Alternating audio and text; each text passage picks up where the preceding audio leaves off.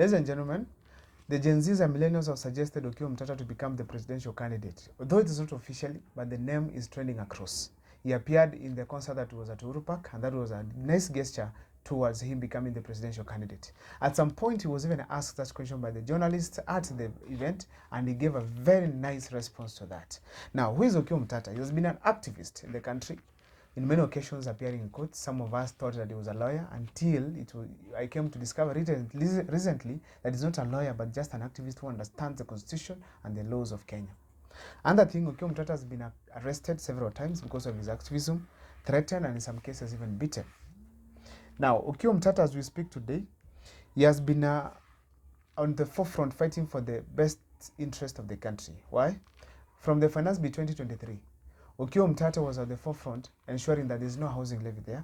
He took the government to court to ensure at least that all those clauses that were controversial and against the law have been abolished and moved from the bill. Unfortunately, because of the government machinery, they were not able to beat, he was not able to beat the government in that.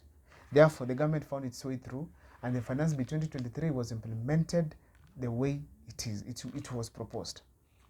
Now, Kenya has rejected the Finance Bill, and the fight of Okiya Omtata was an impression to most of the Kenyans in the country.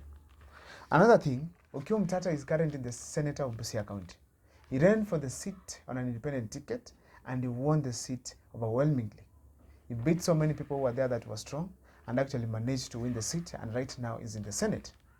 While in the Senate, he has been serving very well, showing a lot of independence and justice for the Kenyan people, and as well, he ensures that is proper observance of the rule of law and the constitution at large.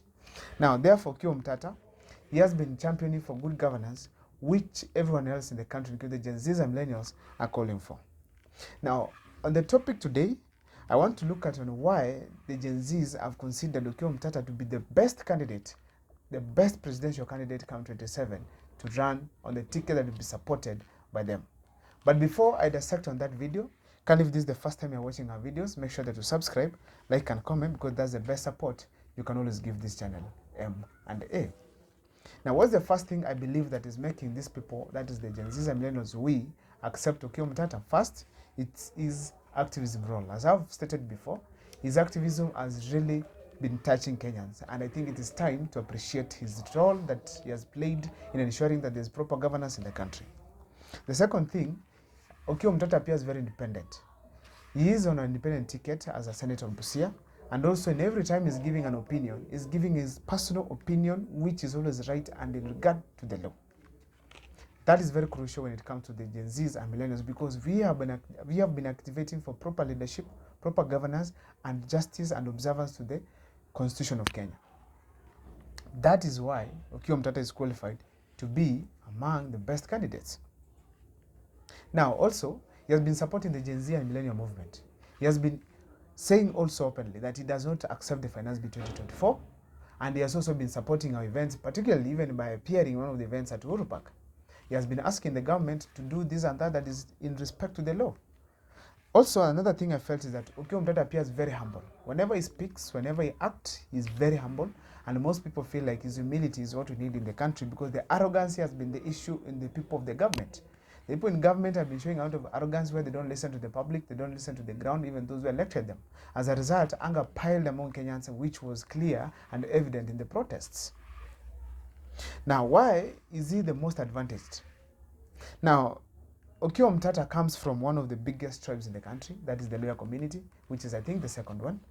And this tribe, if we raise a presidential candidate from there, then Ruto is scared. The presidential candidate from Luhya land, and all of them vote for him, he is likely going to win the elections come 2027. Mudavadi and Wetangula, who are leading the team, do not have any significant impact, particularly on development and the rule of law, as far as the Western region is concerned. Therefore, Okiya Omtata coming up, and considering how people perceive him, then he's likely to take all votes from Western into his docket. And that is scary. Of course, it gives him the strength to become one of the strongest presidential candidates come 2027.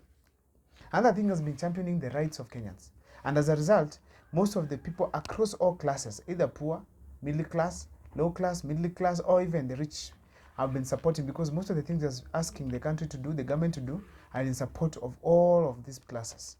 That means most people will vote on his favor because they believe he's someone who's going to observe the constitution. The constitution is key. Observing the constitution is key because of the kind of challenges that we are facing as a country. Extrajudicial killing of the protesters, some of the things that we feel should not be happening after 60 years of independence. Therefore, Okiya Omtata, he has that strong strength that I feel personally that he can become one of the best presidential candidates in the country. He has also been in the activism role for a very long time. His activism actually gives him a good name, not just in Kenya, but also globally, because he has been championing for what is right for everybody.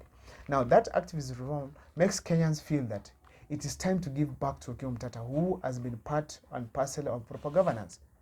That is my video there and there. If you think there's another reason that we need to have Okiya Omtata as a presidential candidate in 2027, you can let me see it on my comment section. My name is Abel Mukua. Thank you, and make sure to subscribe, like, and comment, because that's the best support you can always give this channel.